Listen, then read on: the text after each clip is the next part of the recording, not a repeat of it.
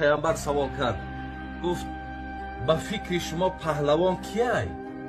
گفتیم همون نفری که پشت حریف و در خواب که مالید هم پهلوان. گفت نه، پهلوان در امت ما کسی است که غضب فرو میبرد. بعد از آن میگه پرسید که بی اولاد کیه در بین ما؟ گفتیم نفری که فرزند نداره.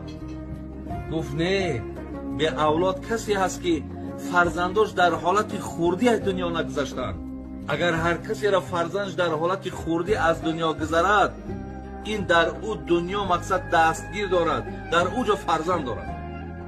بعدا میگه گفتن فقیر کیست؟ این فقیر همون نفرهایی هستند که مال ندارن، خوردنی ندارن. گفت نه، فقیرهای روز قیامت کسانی هستند که در دنیا پول داشتند ولی احسان نکردند، خیر نکردند. در میدان قیامت اینا فقیرهای روز قیامت